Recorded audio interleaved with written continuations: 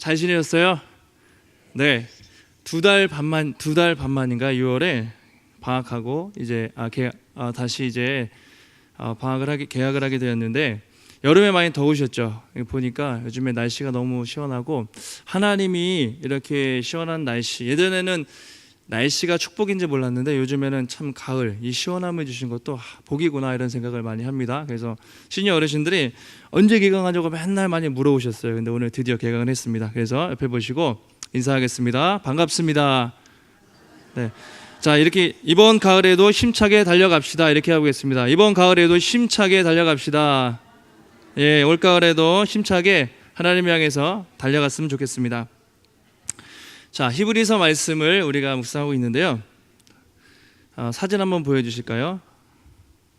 저 사진이 얼마 전에 일본에서 큰 태풍이었던 제비, 우리나라도 다행히 쏠리기였나요? 잘 피해갔는데 일본에는 제비라는 태풍이 열도에 상륙을 해서 간사이 공항, 일본 공항도 폐쇄가 되고, 아까 뒤에 사진은 큰 유조선이 다리에 부딪혀서 다리가 거의 부서질 지경이고, 저렇게 배들이 그냥 제비 강력한 바람에 흘러 떠내려가는 모습을 우리가 볼 수 있습니다.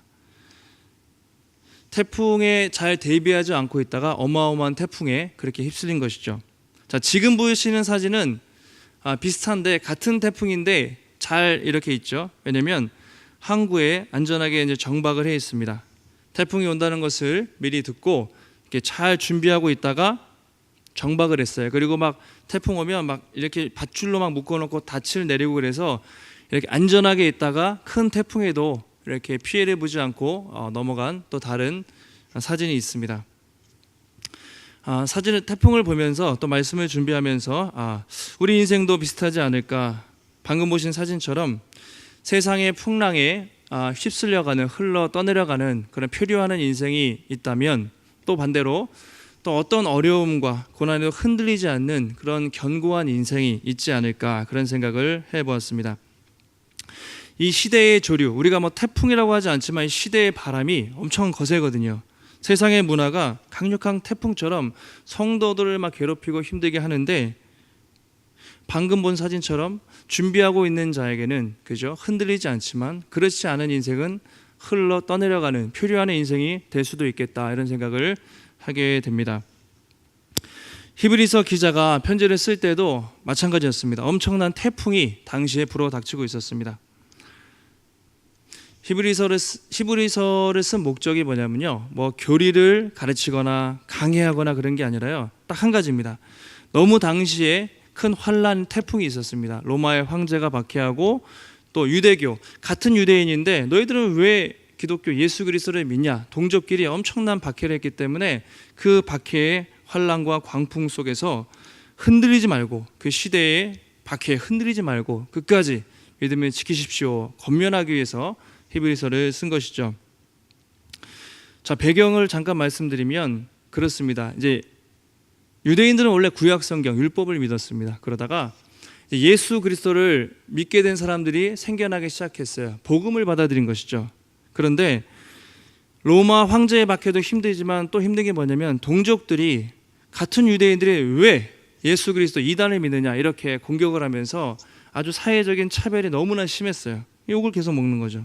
그러면서 점점 그들이 어떻게 되냐면 다시 유대교로 돌아갑니다. 무슨 말이냐면 다시 할례를 받아야 된다. 할례, 그죠?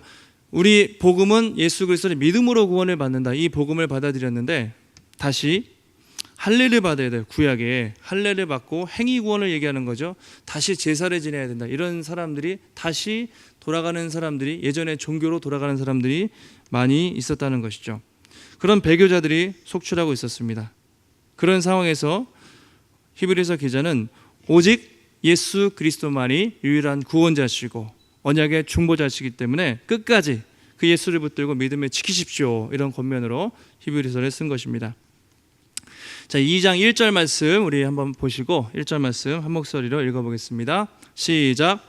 그러므로 우리는 들은 것에 더욱 유념함으로 우리가 흘러 떠내려가지 않도록 함이 마땅하니라. 그러므로 우리는 들은 것에 더욱 유념함으로, 이렇게 되어 있습니다. 유념함으로, 유념하다, 이게 중요한데 이제 굳게 붙들다, 꽉 붙들다, 아니 마음 깊이 간직하다, 이게 유념하다라는 말입니다. 예전 개역 한글 성경에서는 더욱 간절히 삼갈지니 뭐 이렇게 표현이 되어 있는데, 여러분들이 많은 박해를 받고 있는데 하나님의 말씀을 꽉 붙들고 있지 않으면 이 중에 누구도 흘러 떠내려가는 인생이 될 수 있기 때문에 지금 내가 하는 말을 잘 듣고 유념하고 꽉 붙들고 믿음에서 떠내려가지 않도록 조심하십시오, 그렇게 권면을 하고 있습니다. 히브리서 기자가 하고 싶은 말이 이제 유념하다, 그렇죠? 여러분 지난주에 말씀 축제를 은혜 가운데 다 들으셨을 줄 믿는데 많은 분들이 말씀을 듣습니다. 동일한 예배를 드리는데 어떤 분들은 동일한 말씀인데 그 말씀에 유념해요. 그 말씀을 깊이 새기고 꽉 붙들고 내가 정말 이 말씀 가지고 살아야겠다 결단하는 분들이 계실 수도 있고 계시겠죠. 또 어떤 분들은 그냥 쉽게 그냥 흘려듣고 은혜 받았어 하고 끝나는 분도 계실 수가 있어요. 지금 여기도 말씀을 듣지만 정말 이것을 하나님의 말씀으로 유념해서 깊이 꽉 붙드는 분이 계실 것이고 그냥 흘려듣는 분도 계실 수가 있다는 것이죠. 그러니까 중요한 게 뭐냐면 예배를 많이 드리고 또 설교를 많이 듣는 것, 그것이 아니라 유념하는 것이죠. 그렇지 않으면 세상에 나가면 또 휩쓸리고 흔들릴 수 있기 때문에 꽉 붙들어도 단단하게 붙드는 게 중요하다. 그것을 유념하라는 말로 표현하고 있습니다. 여러분 이 시대의 조류, 태풍이 얼마나 강력합니까? 아까 그때 보시면 초속 50m인가요? 그 정도 불면 자동차가 그냥 날아가고 사람은 뭐 꿈쩍도 못하고 집이 막 지붕이 떨어지고 강력하게 그렇게, 여러분 보셨죠? 영상을 보시면 뭐 태풍이 불면 정말 자연은 정말 너무나 초라해요. 아무것도 아닙니다. 마찬가지로 지금 이 세상의 문화가 우리가 성도로 살기에 정말 초강력 태풍처럼 매일매일 우리를 흔들고 있다는 것을 우리가 인식해야 됩니다. 아침에 신문을 보거나 또 인터넷 기사를 볼 때 우리가 무의식적으로 보는 영화, 또 드라마, 또 음악 이런 것들을 여과 없이 들으면 다 물들어 버리는 거죠. 얼마나 음란한 문화들이 그냥 거기에 다 스며 있고요. 사람들의 최고의 행복은 자신의 쾌락이에요. 그런 문화 콘텐츠를 다 보면 그들이 가장 중요한 게 나의 쾌락, 하나님보다 사람을 사랑하는 쾌락주의, 그리고 사람을 있는 그대로 존중하기보다는 물질을 최고의 가치겠죠. 물질을 위해서는 다 버릴 수 있어요. 사람도 배신하고 팔 수 있어요.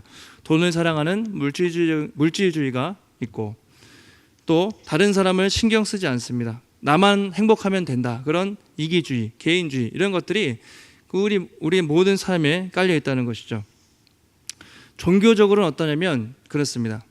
나도 당신에게 종교를 강요하지 않을 테니까 너도 종교를 강요하지 말라. 이걸 이제 종교다원주의. 나는 나고 당신은 당신이니까 서로 건들지 맙시다. 이제 이게 종교다원주의, 포스트 모던이라고 하는데 이 시대 사람들의 그런 생각들이죠. 그 세상은 끊임없이 태풍처럼 교회당만 나가면, 세상으로 가면 계속 그런 식으로 공격을 해요. 영적으로. 천국이 어딨냐? 눈에 보이지도 않는데 그냥 즐기면서 살면 되지 왜 그렇게 사는가? 그런 메시지를 계속 우리한테 주는 거죠. 왜 교회 나가서 시간 낭비, 돈 낭비를 하는가? 그때 주말에 안 믿는 사람들은 어디 가죠? 뭐 하면 되죠? 등산 가고 낚시하고 운동 다니고 캠핑 다니는데 왜 그렇게 주일날 교회 가고 헌금도 그렇게 드리냐? 아깝지 않냐? 이런 얘기를 하는 거죠. 이 죄의 문제. 죄를 좀 지으면 어떠냐? 남들에게 피해만 안 주면 되지 꼭 그렇게 살아야 되는가? 그렇죠? 술 안 먹고 담배 안 피고 거룩하게 살아야 되는가? 그냥 남에게 피해만 안 주고 적당히 살면 되지 않는가? 이 사람들이 그런 메시지가 우리에게 오는 것이죠. 내가 좋으면 하룻밤 즐길 수도 있지. 혼전순결이 뭐가 중요하냐? 사람들은 다 그렇게 그런 상황 속에서 우리가 시대의 정신 속에서 우리가 살고 있다는 것입니다. 제일 안타까운 게 뭐냐면요, 청년들이 여기 취약하다는 거예요. 청년들이 무방비 상태, 이런 상황에서 이런 문화 속에서 아무것도 어떻게 해야 될지 모르고 그냥 쓰나미 같이 막 휩쓸려 가고 있어요. 우리 청년들이. 그게 제일 안타까울 때가 많이 있습니다. 예전에 유명한 어쩌다 어른이라는 그 프로그램이 있어요. 100회 특집으로 최 사장이라는 분이 책을 많이 쓴 분인데 지적 대화를 위한 넓고 얕은 지식 뭐 이런 책들을 많이 써서 유명한 분인데 강의를 하게 됐어요.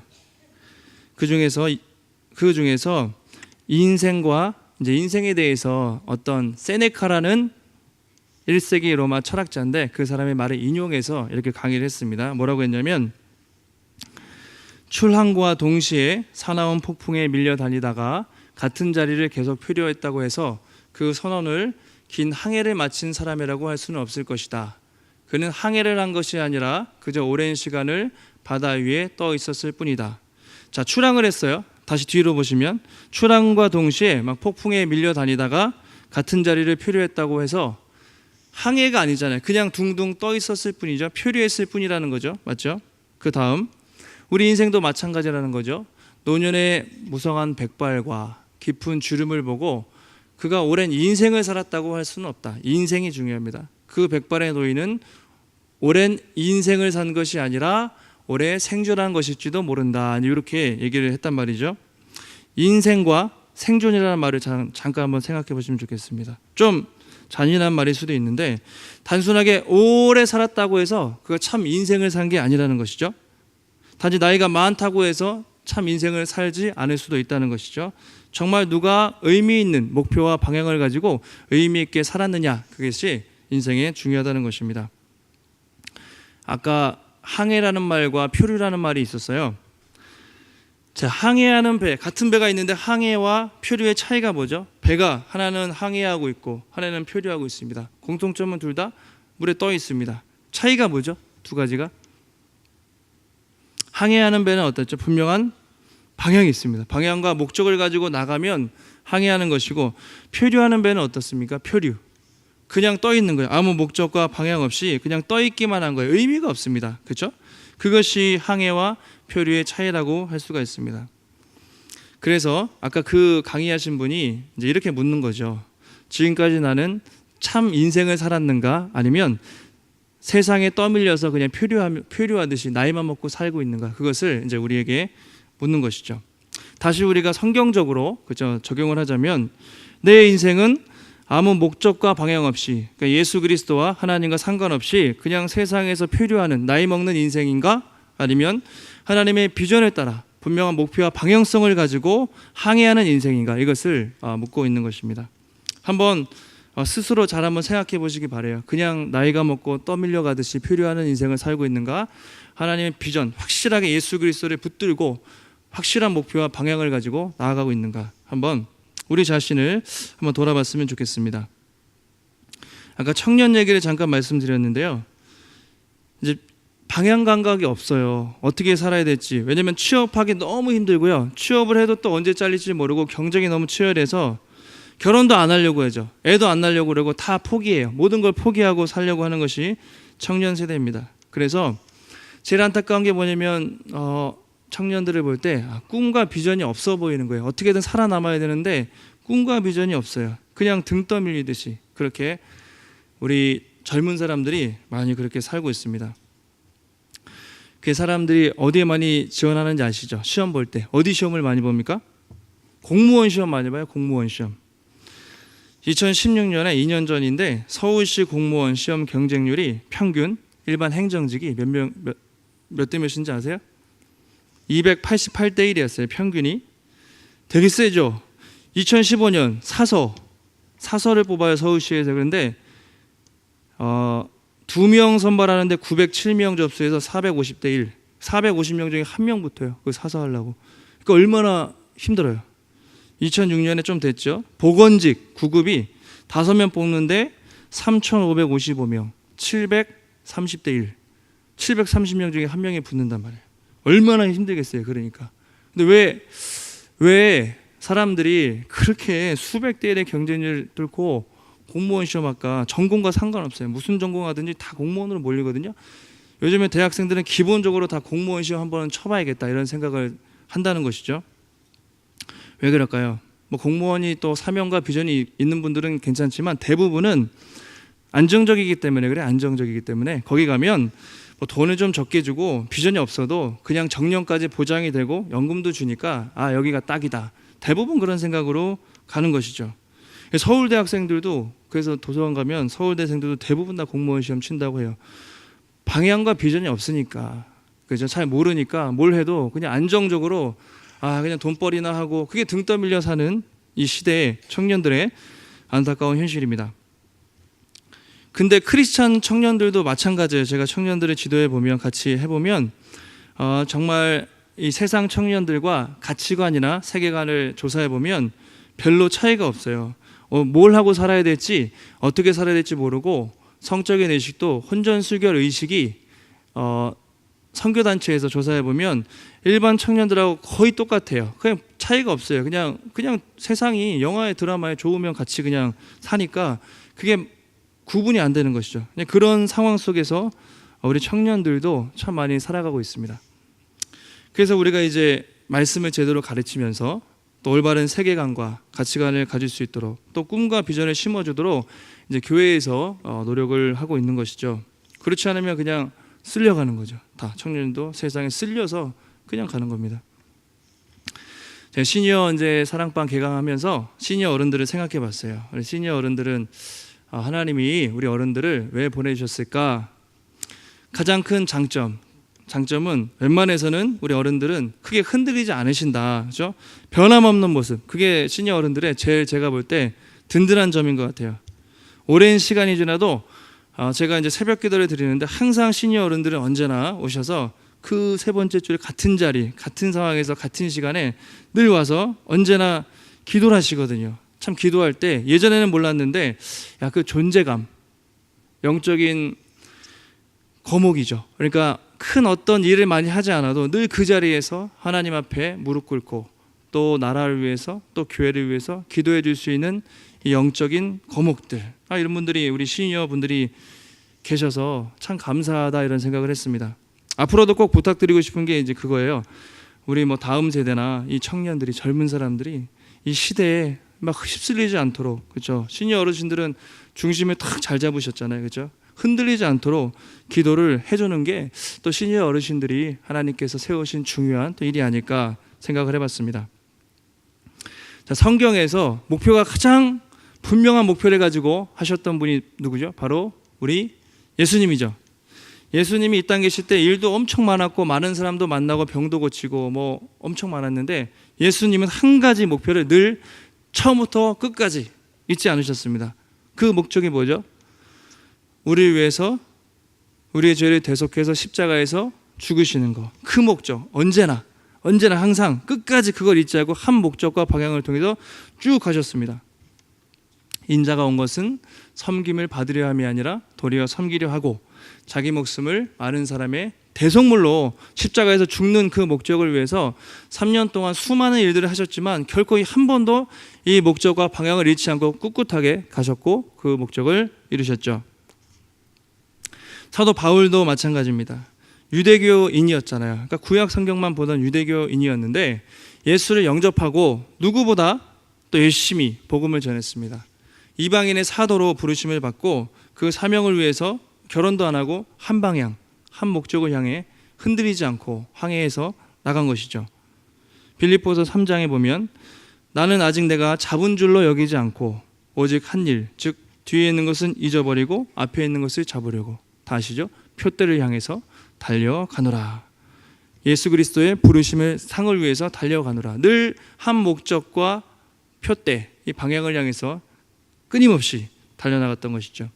사도행전의 20장 24절에서도 비슷한 고백을 바울이 하고 있습니다. 한번 앞에 보시고 한번 읽어보겠습니다. 시작. 내가 달려갈 길과 주 예수께 받은 사명 곧 하나님의 은혜의 복음을 증언하는 일을 마치려 하면은 나의 생명조차 조금도 귀한 것으로 여기지 아니하노라. 제가 늘 좋아하는 말씀이고 이렇게 살고 싶은 말씀인데, 내 달려갈 길과 예수께 받은 사명, 즉 은혜의 복음을 증언하는 일을 마치려 하기 위해서 내 생명도 조금도 귀하게 여기지 않겠다. 예수님도 바울도 시대의 조류, 수많은 핍박과 어려움들, 방해 세력이 있었지만 흔들리지 않고 사명, 표대를 향해서 목숨 걸고 한 방향으로 나갔던 것이 바로 예수님의 삶이었고 또 사도 바울의 삶이었습니다. 우리가 한 분야에서 오래 일을 하면 이제 한 우물을 판다 이런 얘기하죠. 한 우물을 판다. 이런 점에서 사도 바울도 예수님도 영혼 구원을 위해서, 하나님의 나라를 위해서 한 우물을 평생 파셨습니다. 여러분, 지금도 세상에 수많은 또 유혹이 있겠죠. 또 세속주의, 이런 세상적인 가치관이 쓰나미처럼 휩쓸고 있지만 우리가 예수님께 우리의 시선을 고정하고 한 우물만 파시는 인생이 되시기를 소원합니다. 우리가 예수를 붙들 때 세상에서 휩쓸리는 인생이 아니라, 표류하는 인생이 아니라 표대를 달려가는 믿음의 인생이 되게 하실 줄 믿습니다. 자, 두 번째 한 가지 말씀드리면, 이제 경고를 하고 있습니다. 경고를 하는데 여러분 흔들리지 마십시오. 경고하면서 히브리서 2장 2절에서 이렇게 말하고 있습니다. 한번 앞에 보시고 읽어보겠습니다. 시작.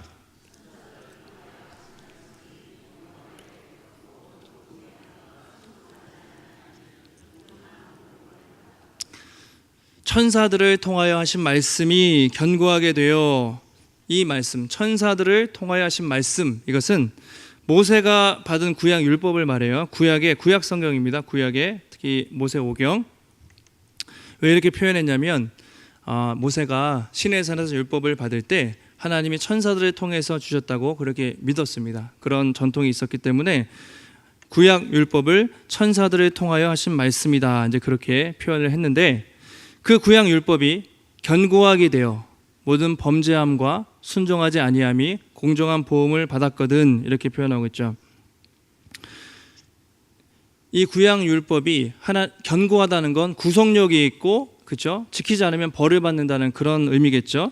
반드시 지켜야 되는 구속력이 있었습니다. 그런데 이스라엘 백성들이 끊임없이 범죄하고 순종하지 않았죠. 그래서 보응이다, 이 말은요, 심판 또는 징벌, 처벌, 이런 말인데 공정한 처벌을 받았어요. 많이 죽고 1세대는 가나안 땅에 들어가지 못하는 많은 심판을 받았습니다. 그렇죠?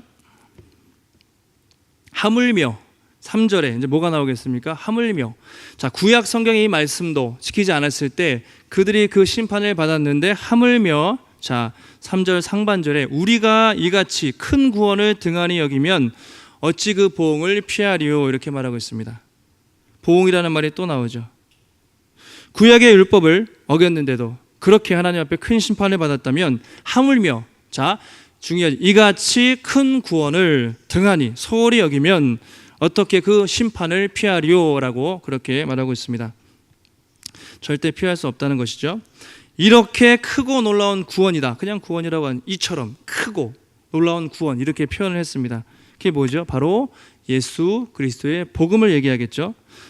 1장에 계속 이 얘기합니다. 1장에 예수 그리스도는 하나님의 아들이시고 십자가를 위해서 온 인류의 죄를 사하셨고 지금도 온 우주 만물을 통치하시는 왕이시다. 그리스도 외에는 참 구원이 없습니다. 계속해서 그렇게 얘기하고 있거든요.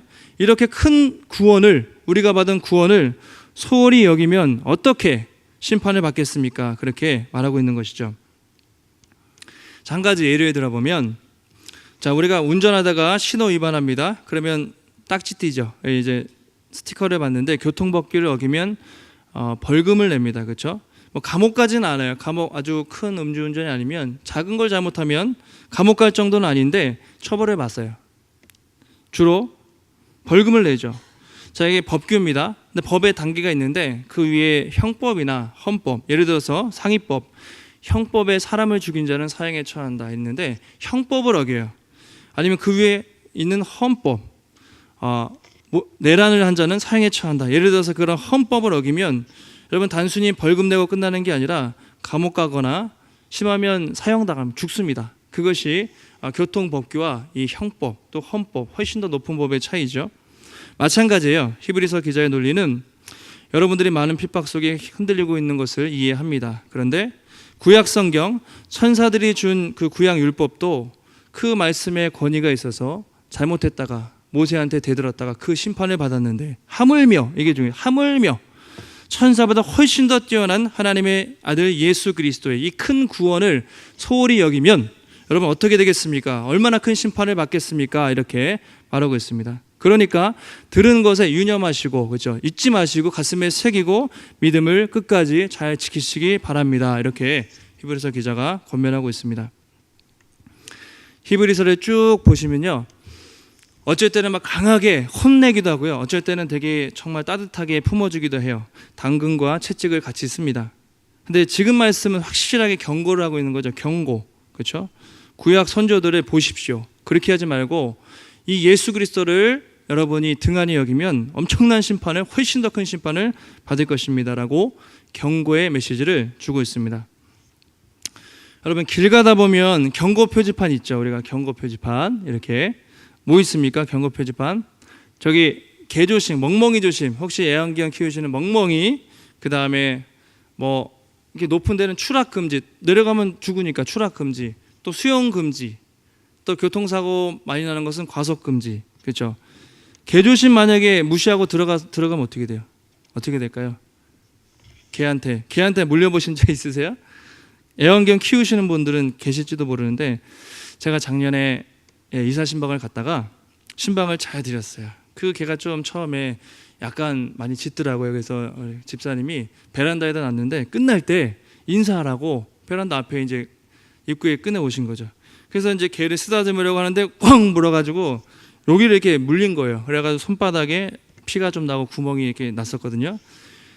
저는 이제 개를 쓰다듬으려고 갔는데 개가 확 물었어요. 그래가지고 정말 와가지고 파상풍 주사 맞고 그렇게 했는데, 그 뒤로 신방 갔다가 개만 있으면 왠지 이렇게 뒤로 멀리 가게 돼요. 개가 왠지 무서워져서 트라우마가 있죠. 근데 이제 조심해야 돼요. 근데 나중에 들어보니까 개가 먹이를 먹고 있었어요. 저는 개를 안 키워봐서 잘 모르는데 약간 이렇게 먹이를 먹고 있는데 그거를 이렇게 인사하려고 갔다가 자기를 해하려는 줄 알고 물었다고 하더라고요. 그래서 조심해야겠다 그런 생각을 했거든요. 수영금지 구역에서 수영을 하다가 잘못하면 죽을 수 있습니다. 왜 과속금지 표지판에 두죠? 거기 과속하면 그 사람이 위험할 수 있기 때문에 각종 경고문들이 우리 삶에 또 많이 일상 속에 많이 있죠. 마찬가지입니다. 하나님도 이제 어떻게 보면 좀 경고를 하시는 것이죠. 여러분이 그렇게 큰 구원을 받았는데, 예수 그리스도의 이 복음을 받았는데 그 구원을 소홀히 여기고 하찮게 여기고 하나님의 말씀을 계속 무시하면서 믿음을 떠나 살면 정말 개 물리는 거나 사고 당하는 건 아무것도 아니에요. 우리 영혼이 영원토록 죽을 수도 있으니 하나님을 떠나지 말고 붙드십시오라고 강력하게 그렇게 경고를 하고 있습니다. 히브리서 보면 몇 가지 그런 게 있어요. 몇 가지가 꽤 많은데 제가 간단하게만 정리했는데 이거 하고 마치겠습니다.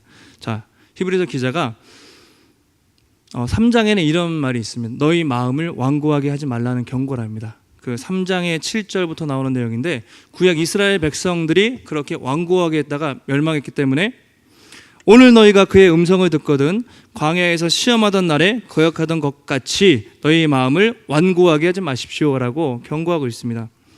또 히브리서 5장에 보면요, 영적인 어린아이에 머물지 말라 그런 경고를 해요. 때가 오래되어서 마땅히 선생이 되어야 되는데 아직도 단단한 음식을 먹어야 되는데 젖을 먹고 있어요. 성도들이 안타까워하면서 빨리 영적 성장을 이루십시오. 그렇지 않으면 떨어질 것입니다. 이렇게 성장에 대해서 경고합니다.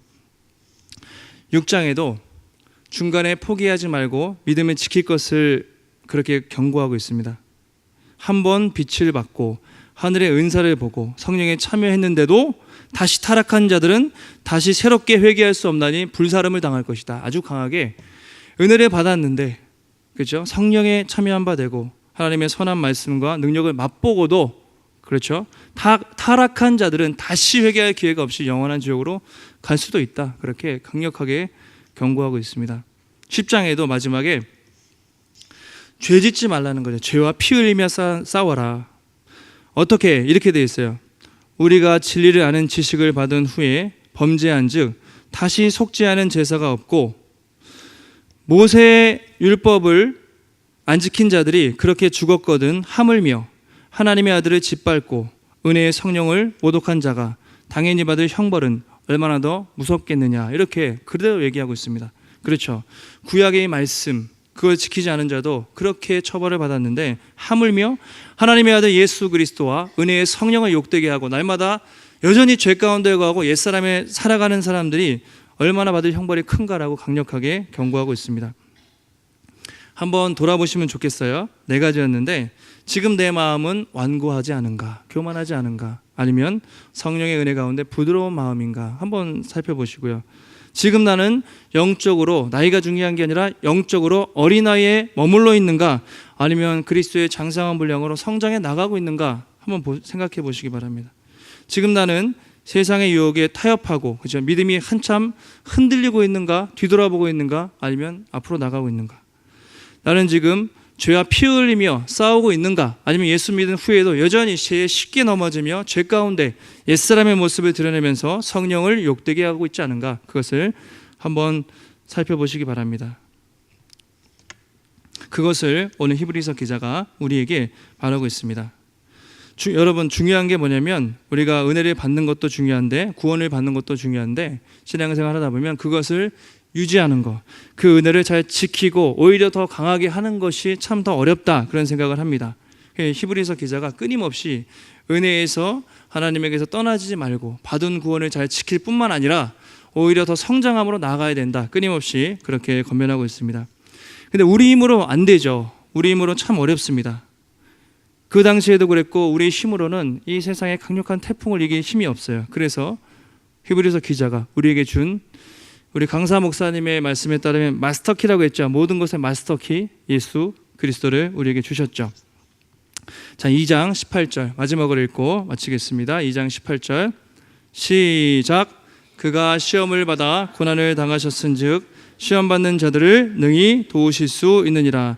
그가 시험을 직접 받아서 고난을 당해 보셨기 때문에 우리가 시험 당할 때 능히 도우신다, 그런 말씀이 있습니다. 다음 3장 1절에 그러므로 함께 하늘의 부르심을 받은 거룩한 형제들아, 우리가 믿는 도리의 사도이시며 대제사장이신 예수를 어떻게 해요? 예수를 깊이, 아까 유념하다 깊이 생각해야 돼. 깊이 생각하고 붙들어야 돼요. 그거 외에는 다른 소망이 없다, 그렇게 말하고 있습니다. 사랑하는 성도 여러분, 시니어 어르신들 계시고 또 젊은 분들도 계신데, 어쨌든 우리의 이 시대의 상황 속에서 참 많은 태풍과, 그렇죠, 공격들이, 영적 공격들이 있습니다. 근데 우리 힘으로는 할 수가 없어요. 그래서 예수 그리스도를 주셨는데, 주님이 우리를 구원하기 위해서 그냥 팔짱 끼고 하늘에서 보신 것이 아니라 뭐죠? 친히 이 땅에 오셔서 우리와 같은 아픔과 슬픔과 고난을 당해 보셨다는 거죠. 그래서 우리가 그 아픔과 어려움을 있을 때 누구보다 그것을 잘 아시고 도와주시겠다, 항상 살아서 강구하시니라, 지금까지 앞으로도 영원히 그렇게 약속하고 있습니다. 이제 가을입니다. 다시 우리가 사랑방이 시작했는데요, 또 우리의 삶 속에 이 믿음의 주요 온전케 하시는 이 예수 그리스도를 바라보시면서 정시 없이 떠도는, 나이만 먹는 표류하는 인생이 아니라 분명한 목표와 비전을 가지고 사명을 감당하는 복된 인생들이 되시기를 주님의 이름으로 축원합니다.